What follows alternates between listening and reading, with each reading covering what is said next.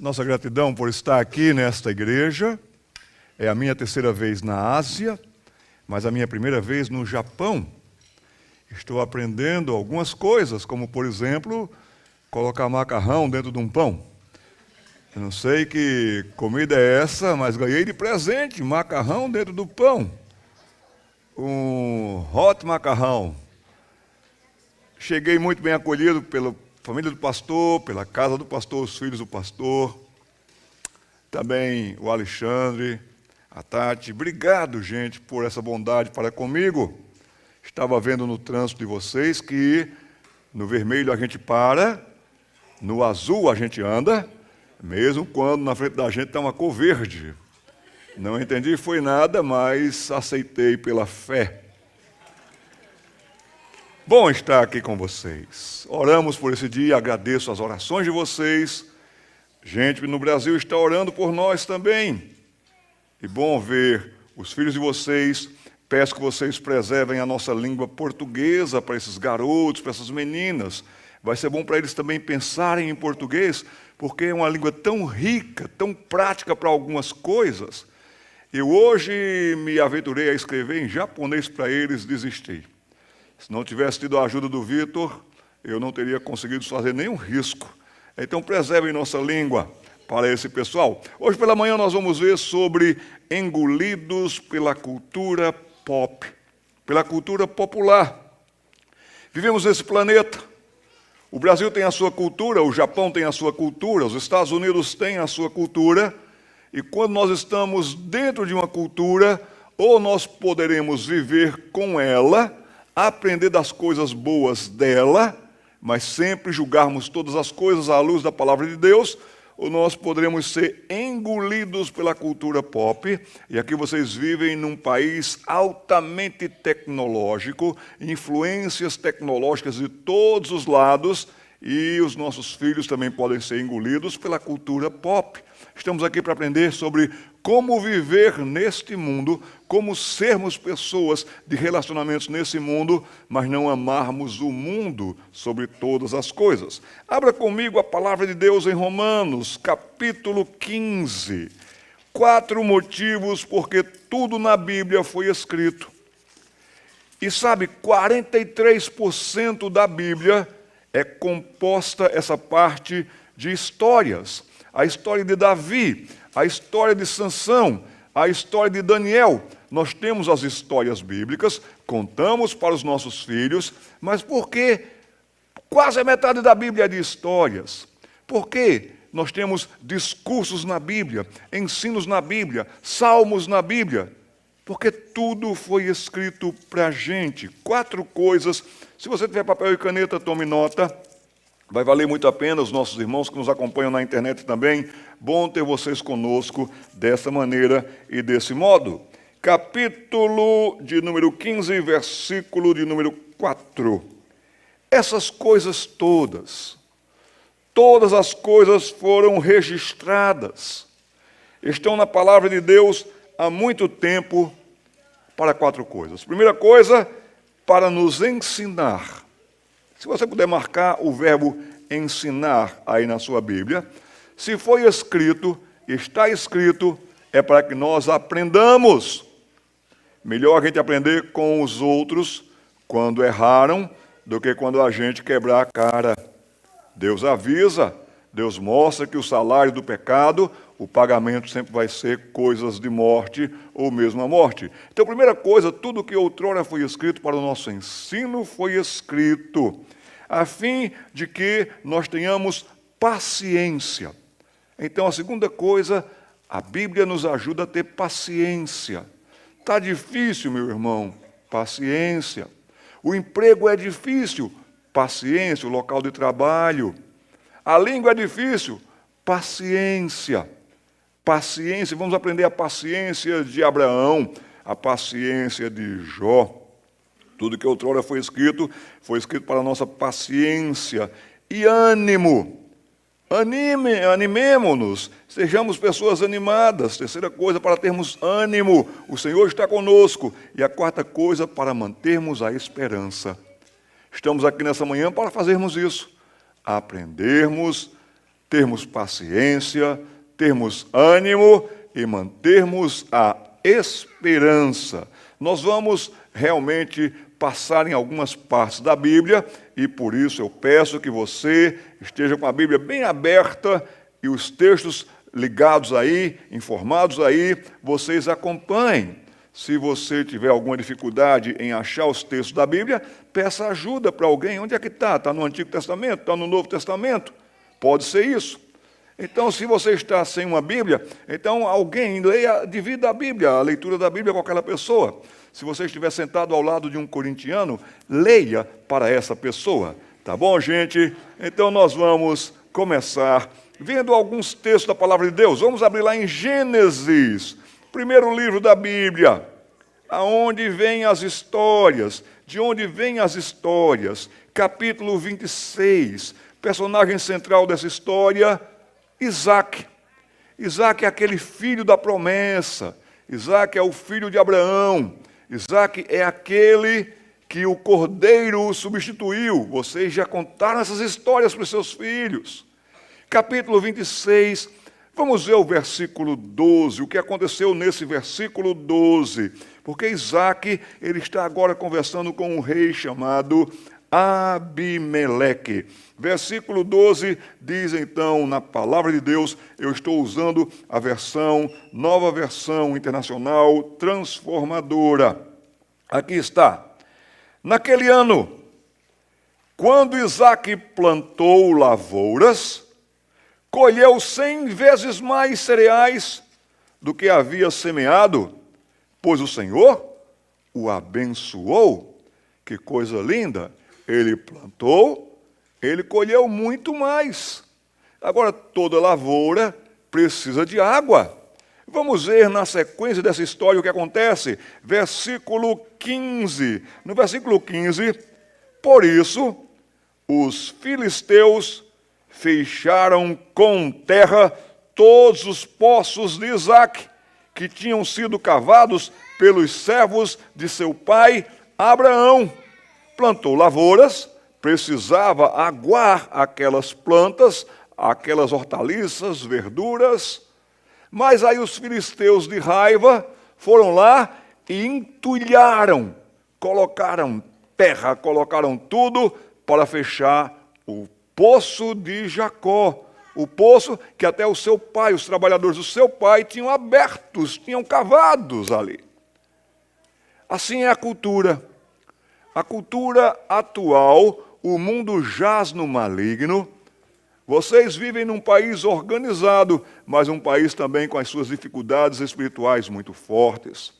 Vocês vivem num país que você encontra de tantas coisas, mas ao mesmo tempo você vai encontrar outras coisas que estão dentro dessa cultura, como na nossa cultura brasileira, como na cultura europeia, que realmente são prejudiciais.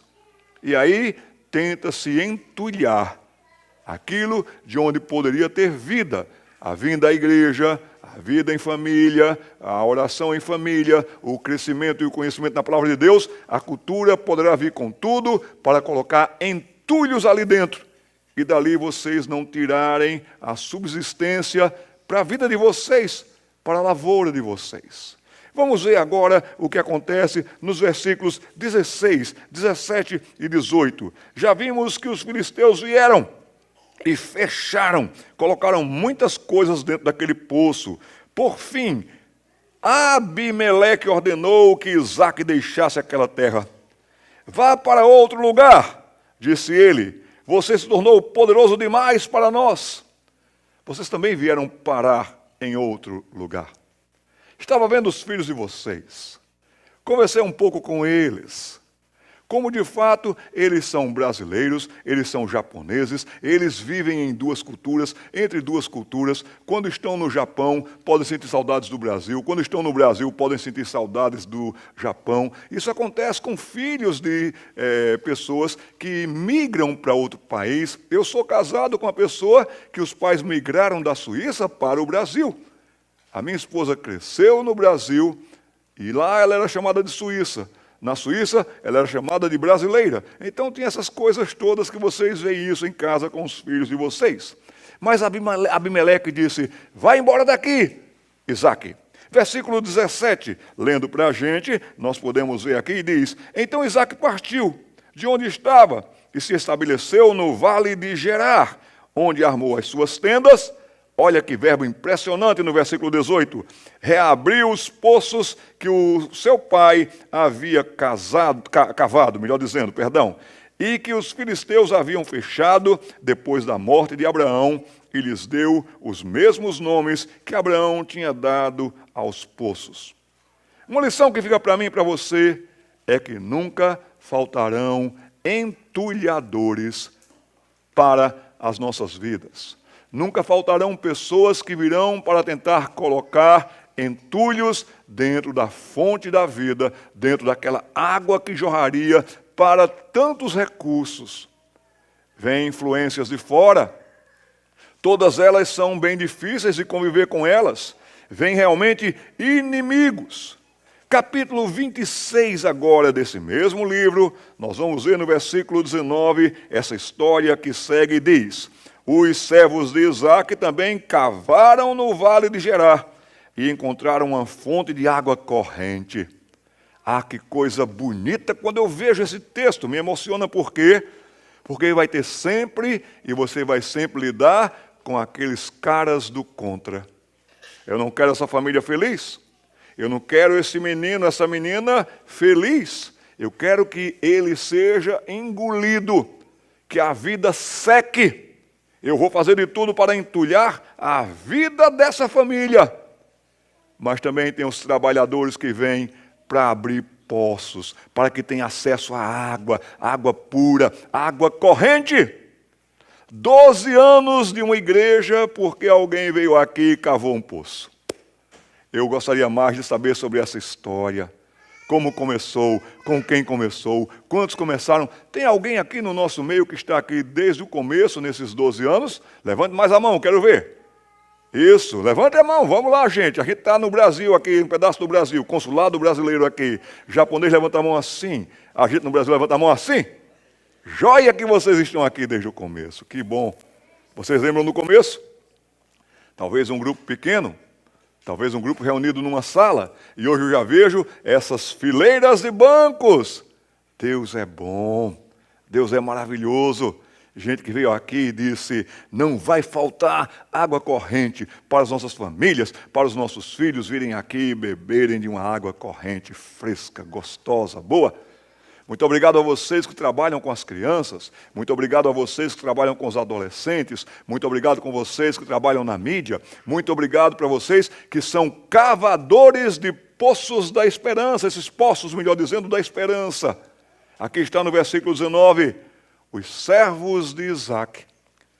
Que Deus nos ajude a ter um coração de servos, que Deus nos ajude a ter um coração de serviço. O que é que eu posso fazer para ser útil ao povo de Deus, à casa de Deus, para a glória de Deus? Mas vamos ver agora os versículos de 20 a 23. Vocês estão acompanhando essa história, e no versículo 20 nós lemos: contudo. Oh, gente, estava indo tão bem. Os filisteus colocaram entulho. Os servos de Isaque foram lá e cavaram novos poços. A vida da gente muitas vezes tem isso, viu, gente? Está indo bem? Contudo, influências, ideias, nossos filhos poderão não querer vir mais para a igreja.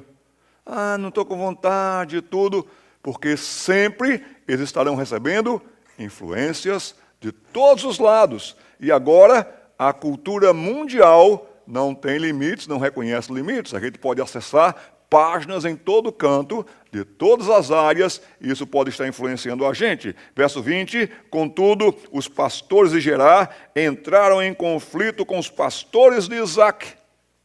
Virão pessoas com ideias diferentes, poderão ter mais número, maior número, poderão entrar em conflitos. Que dificuldade! Esta água é nossa. Nem era, mas eles acham que tudo é deles. Vêm e querem tomar posse de tudo isso. Diziam eles, por isso Isaque chamou o poço de Ezeque. Versículo 21. Em seguida, os homens de Isaque cavaram outro poço. É um tal de um cava, entulha, cava, entulha. Estão acompanhando a história. Você quer cavar esperança para os seus filhos. Vocês vieram parar aqui, devem ter pensado, meu Deus, onde foi que eu vim parar? Pessoas do Pará vieram parar aqui. Isso é um fato. E aqui está dizendo para a gente que esses vieram e cavaram outros poços, mas novamente houve conflito por causa dele. Por isso Isaac chamou agora aquele novo poço de Sitna. Isaac abandonou esse poço e mandou cavar outro poço mais adiante. Quando eu estava lendo esse texto, eu fiquei cansado, meus irmãos, porque eu nunca vi tanta gente cavar poço. Cavaram outro poço mais adiante, e dessa vez ninguém discutiu por causa dele, de modo que Isaac o chamou de Reobote. Guarde esses nomes, façam uns risquinhos aí, marquem esses nomes dos poços, poderão ser interessantes para a gente. Pois disse, finalmente o Senhor criou espaço suficiente para prosperarmos nessa terra. Quem sabe você chegou do Brasil e você passou por uma sequidão na alma. Quem sabe você procurou um local para encontrar refrigério. E você encontrou esse poço aqui de Deus. E Deus abriu esse poço aqui. Esse poço não surgiu no coração de A, no coração de B, no coração de C. Foi providência de Deus, porque sabia que um dia sua família precisaria, que você precisaria. E que bom que nós estamos aqui reunidos hoje. Nunca esperaria, imaginaria na minha vida que viria passar uma temporada aqui com os meus irmãos em Cristo no Japão. Mas Deus assim abriu portas. Agora vamos para os versículos 24 e 25 desse mesmo texto. Finalmente, encontrei espaço aqui, foi o que nós terminamos de ler nesse texto. Versículos agora 24 e 25, como diz a Escritura Sagrada para a gente. Onde o Senhor lhe apareceu na noite de sua chegada e disse, eu sou o Deus de seu pai, Abraão. Não tenha medo, Isaque, pois eu estou com você e o abençoarei. Multiplicarei seus descendentes e eles se tornarão uma grande nação. Farei isso por causa da minha promessa ao meu servo Abraão. Isaque construiu ali um altar, invocou o nome do Senhor, armou acampamento naquele local e seus servos cavaram outro poço. Pais desses meninos e meninas, solteiros que me escutam nesse momento, saibam de uma coisa, que Deus chamou vocês aqui para que vocês sejam uma bênção. Tive o privilégio de conversar com os adolescentes nessa manhã, tivemos aulas com adolescentes nessa manhã, e eu pedi para eles decorarem, e agora peço para vocês também decorarem Isaías 43, 7. Isaías 43, 7 vai dizer o propósito e o motivo pelo qual você nasceu, para que Deus lhe formou. E ali em Isaías 43, 7 está, a todos que estão chamados pelo meu nome, a todos que os formei e fiz, para a minha glória os formei e fiz. Estamos aqui para a glória de Deus. Agora, não é fácil viver no Japão, não é fácil viver no Brasil, não é fácil viver em qualquer parte desse mundo, mas tenha consciência disso, aonde você estiver, faça da sua vida um altar ao Senhor.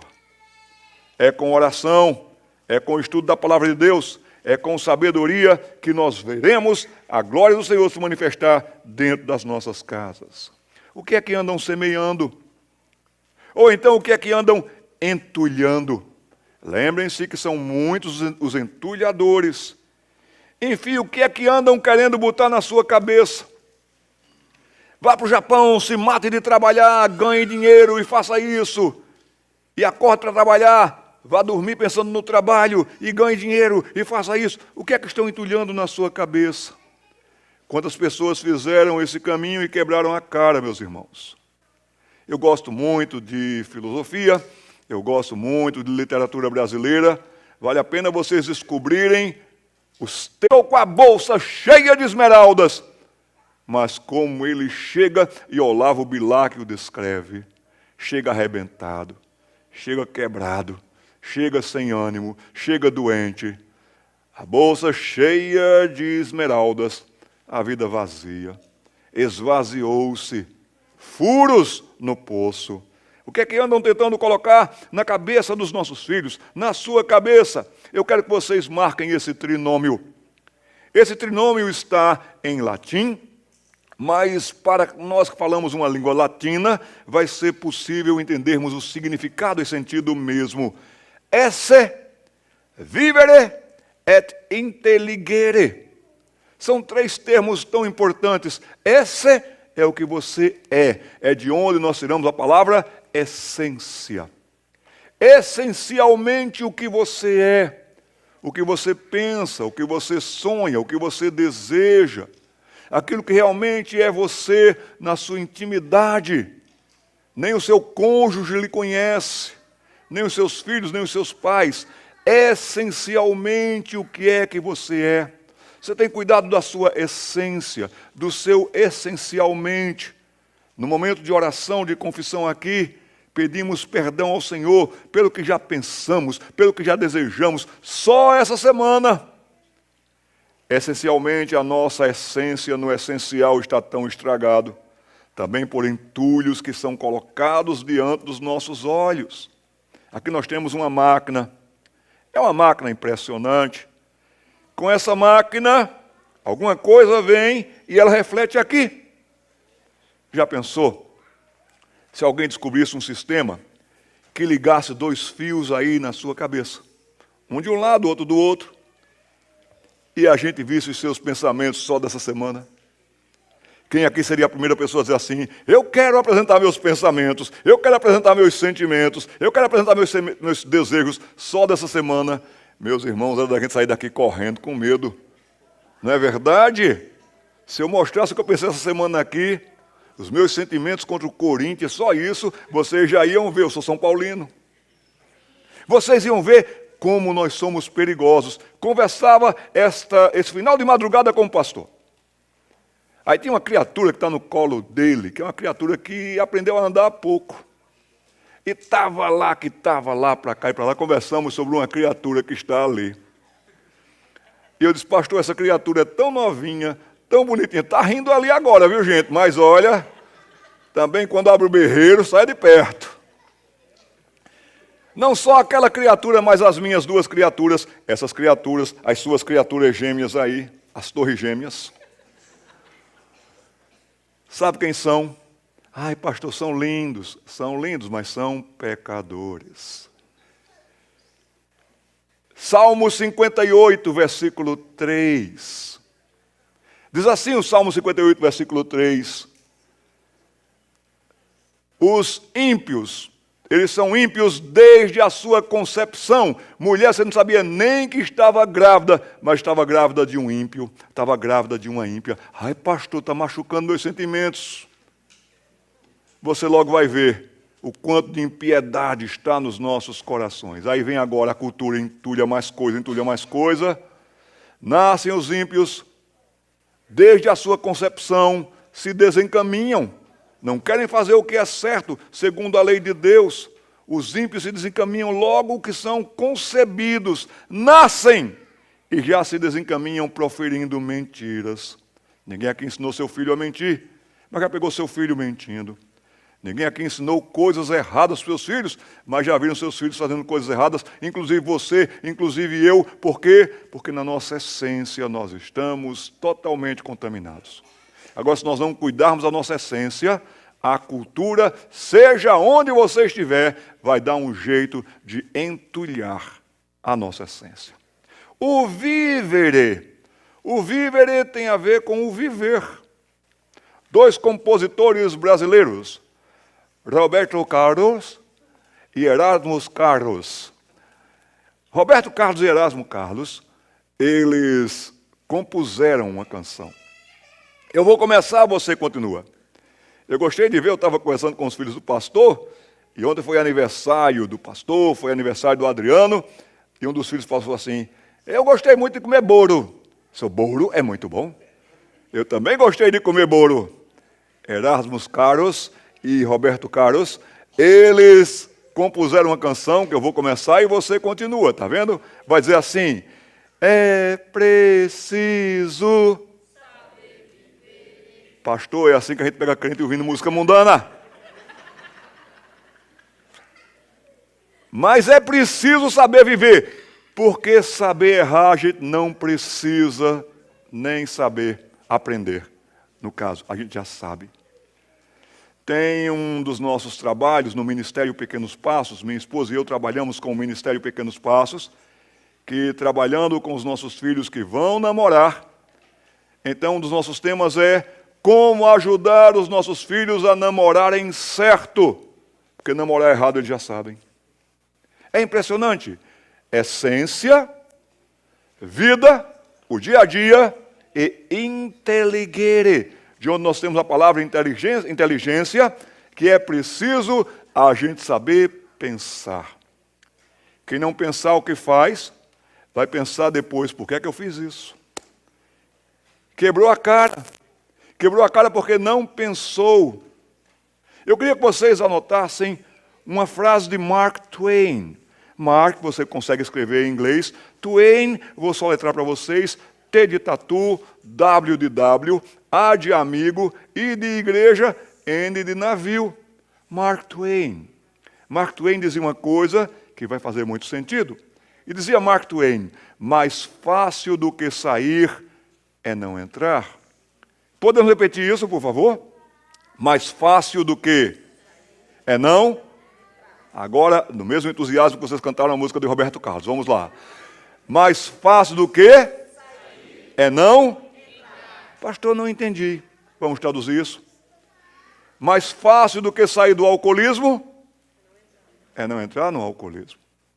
Mais fácil do que sair das drogas é não entrar nas drogas. Mais fácil do que sair de uma dívida é não entrar numa dívida. Mais fácil do que sair de um casamento arruinado, desgraçado, é não entrar num casamento arruinado e desgraçado. A atual cultura diz assim, casa, se não der certo, separa. Você não sabe o que é a dor de uma separação. Você não sabe o que é a frustração, a decepção de um casamento que não deu certo. Essas são as nossas histórias, mas ensinemos aos nossos filhos. Mais fácil do que sair é não entrar. Só que eles estão todo dia recebendo influências da cultura. É assim que se vive, é assim que se namora, é assim que se raciona, é assim que se mente, é assim que faz cara de verdade quando é mentira. Essa é a cultura que nós vivemos. Por isso que nós precisamos da palavra de Deus. Vamos ver uma história interessante, a história de Prometeu. Prometeu, mas não cumpriu. Interessante, o nome dele é Prometeu mesmo. Ele é um titã. Os gregos tinham os seus deuses, os gregos tinham os seus titãs. Agora, uma ideia só das culturas, das ideias das pessoas, para que a gente entenda como a nossa cultura pode estar sendo influenciada. Prometeu era um titã, ele era filho de Jápeto, e diz a lenda grega, a mitologia grega, que ele foi lá e criou os humanos. E é interessante porque Prometeu, ele vivia ali pelas montanhas gregas, ele estava por ali, na região do Fóssil, e com água de um córrego, ele inventou de criar os humanos. E ele pegou, juntou aquela massa de barro, amassou, fez um bonequinho, uma cabecinha aqui, em alguns um cabeção, e foi fazendo, e foi fazendo, e foi fazendo. E então Prometeu criou os humanos. E agora esses humanos começaram a andar por ali. E foram para cá, e foram para lá, acolá. Mas só que esses humanos, eles de fato, eles eram bem engraçadinhos, mas bem imbecis. Eles eram muito frágeis. Eles morriam logo. A diversão preferida dos titãs, outros, era pisar nos humanos, era esmagá-los, como quem sabe a gente esmaga baratas. Ia passando um humano, um titã, pá! E a diversão deles era isso, porque os humanos eram muito imbecis. Os humanos não sabiam de nada, os humanos não conseguiam fazer nada, os humanos tinham medo de tudo. Caía um raio, eles ficavam morrendo de medo. Tinha uma coisa ou outra. Os humanos eram sujos, os humanos eram imundos. Esses foram os humanos que Prometeu, segundo a mitologia grega, criou. Estúpidos, imbecis, fúteis, de pouca higiene. Alguns continuam assim, viu, gente? Viviam se escondendo com medo nas cavernas e viraram agora o programa preferido de Zeus. Aí Zeus viu aquelas criaturas andando e Zeus quase que ligou o programa dele. Tchá! E apareceu sessão da tarde. E Zeus começou a rir. Sabe, parecia que aqueles humanos eram uma espécie de chaves. E estavam para cá, para lá. E Zeus amou ver a historinha dos humanos. Só que Zeus era um Deus que se cansava. Zeus foi tirar um cochilo. E quando Zeus foi tirar um cochilo, dormiu.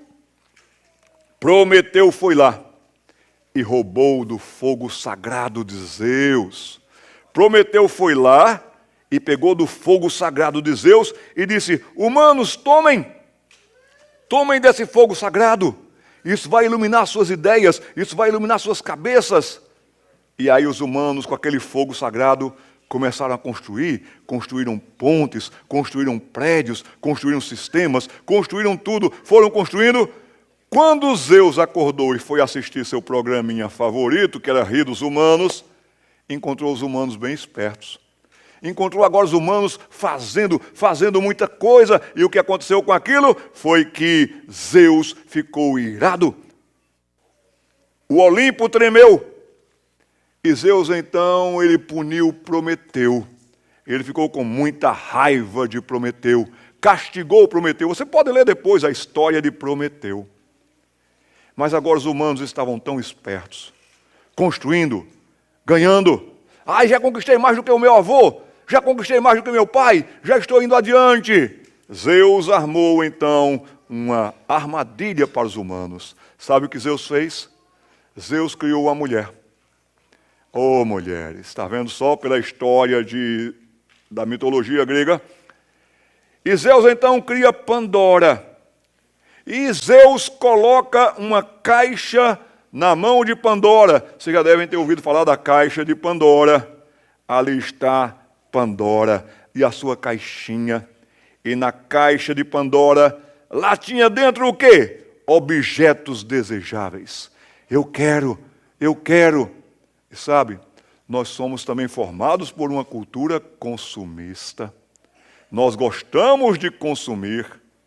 Os nossos filhos amam consumir, amam ter mais, ter demais, ter muito. Alguns de vocês aqui foram criados com pouco até. Era uma blusa, uma calça, uma camisa. Todos nós aqui fomos criados com quichute. Uma boa parte aqui, quem usou quichute? Obrigado por levantar a mão com tanto gosto. O que era quichute? Quichute foi o tênis mais inteligente de todos. Porque quichute passava de ano, sempre passava de ano o quichute. Eu nunca entendi por que fizeram quichute com um cadarço tão longo. Você enrolava na canela. Ou então debaixo assim do calcanhar, da base aqui do pé. Quichute era a junção de 3 coisas. Quichute era lona, era borracha e chulé. Essa era a composição do quichute. Mas nós éramos tão felizes com quichute. Nós íamos para a escola de quichute, nós íamos para batizado com quichute, nós íamos para funeral com quichute. Quichute servia para tudo. Tem uma geração que deve estar perguntando assim: o que é quichute? Seu pai, sua mãe, ou seu avô, sua avó vai explicar para você o que era. Mas se você hoje chegasse assim: filho, eu comprei um tênis para você que ninguém tem. Dê um quichute para o seu filho hoje para você ver que quichute você vai levar na canela. É a geração que consome e até diz: eu não tenho nada para calçar, eu não tenho nada para vestir. Nós temos tanto, nós temos demais. Olha aqui, eu vou colocar nas mãos de Pandora todos os objetos desejáveis. Eu vou colocar na mão dessas pessoas todos os sonhos pessoais realizáveis. Se não forem realizados no Brasil, vão ser realizados no Japão, mas vão ser realizados. Mais uma coisa, ao custo da sua vida.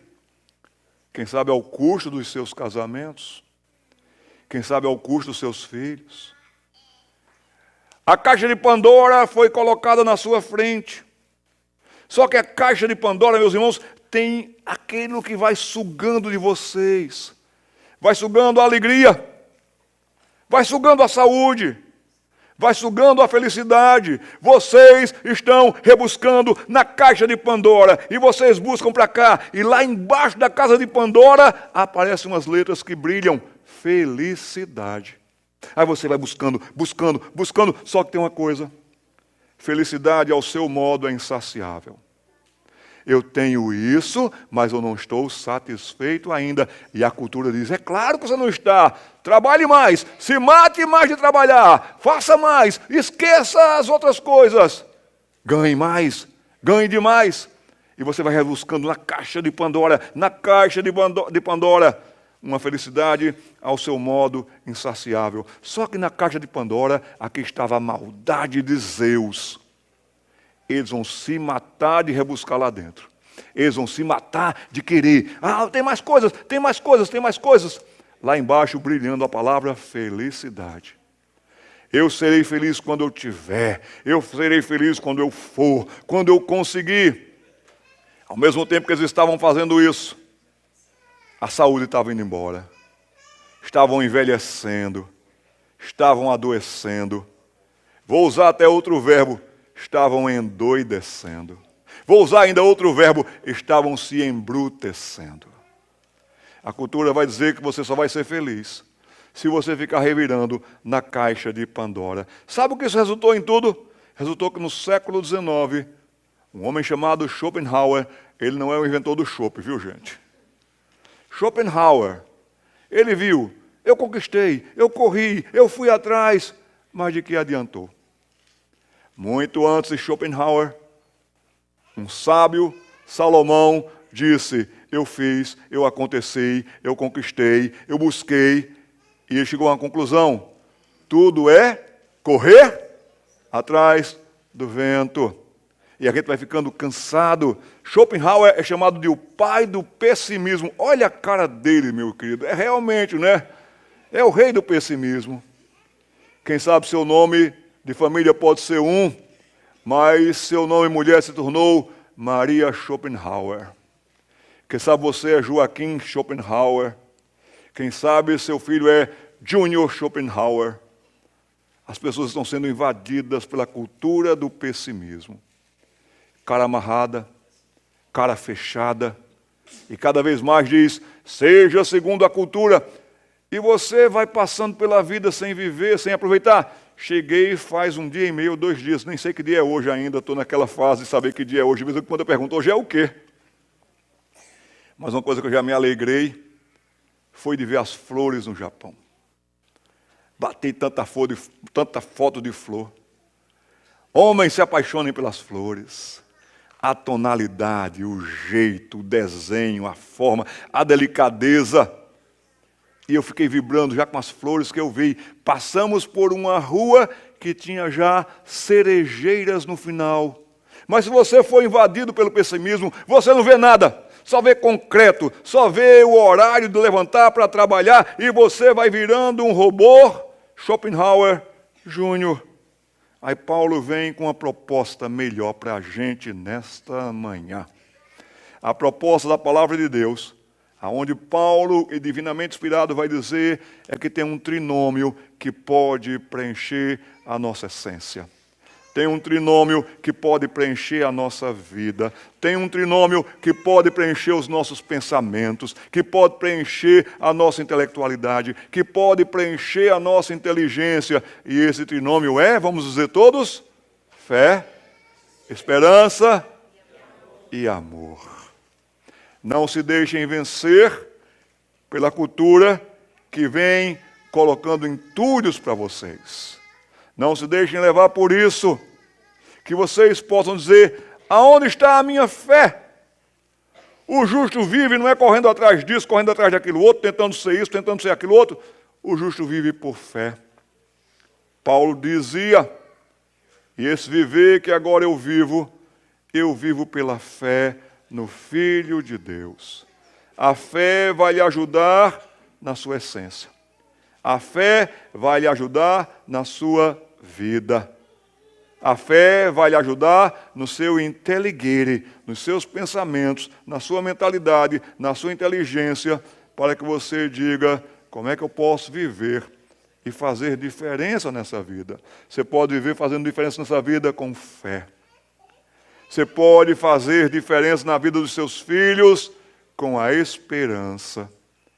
Você pode fazer diferente na sua vida no amor. Não se deixe entulhar por outras coisas. Não se deixe entulhar pelo dinheiro. Olha que perigo, a palavra de Deus nos diz: o amor ao dinheiro é a raiz de todos os males. Aí você está se acabando. E depois de você, outros virão. Você não sabe nem o que você vai deixar para quem. Sabe o que você deve deixar para os seus filhos? Fé. Sabe o que você deve deixar para os seus filhos? Esperança. Sabe o que você deve deixar para os seus filhos? Amor. Se abasteçam do poço certo, da fonte certa. Teve um que disse, e só esse teve toda a autoridade para dizer isso: quem tem sede, vem a mim e beba. Eu já estou encerrando, mas já conversando com alguns de vocês, eu me alegrei de ouvir que chegaram aqui sedentos, cansados, arrebentados, quebrados, e Deus juntou os cacos de vocês. E Deus colocou nos lábios de vocês uma nova canção.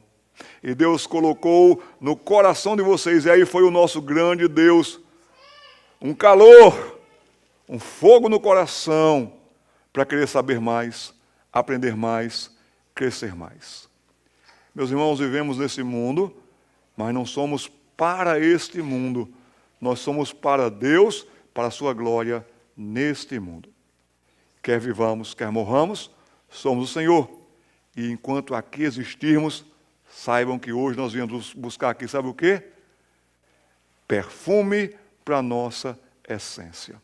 E o perfume para a nossa essência se chama o bom perfume de Cristo. Que nós tenhamos a alegria de conhecermos a Cristo. Que nós tenhamos amor por Cristo. Que nós aprendamos de Cristo. Que nós corramos para Cristo. Porque esse poço nunca entulharão. E esse poço sempre trará para mim e para você água corrente, água viva. Que Deus nos abençoe nessa manhã e que nós possamos continuar aqui esse tempo aprendendo e crescendo na graça e no conhecimento do nosso Senhor e Salvador Jesus Cristo. Amém? Vamos ficar de pé? Depois vamos sentar e eu devolverei a palavra para o pastor. Senhor, que esses meus queridos aqui nessa manhã parem, pensem, repensem, considerem, reconsiderem que muitas vezes o sistema monta, através dos inimigos, entulhos e mais entulhos para acabar com a alegria da gente, com a vida da gente. Também não faltarão, em cada das cidades japonesas, uma caixa de Pandora para iludir a gente. A gente não corre atrás da caixa de Pandora, a gente segue a luz do mundo. A gente não fica buscando e rebuscando felicidade nas coisas. A felicidade é conhecer a Deus e gozá-lo para sempre. Que os nossos meninos e meninas cresçam no amor e no temor do Senhor e na sabedoria. É o que eu peço para a minha vida, para o meu lar, para a minha família e para a família, o lar e a vida desses meus irmãos queridos. Em nome de Jesus. Amém.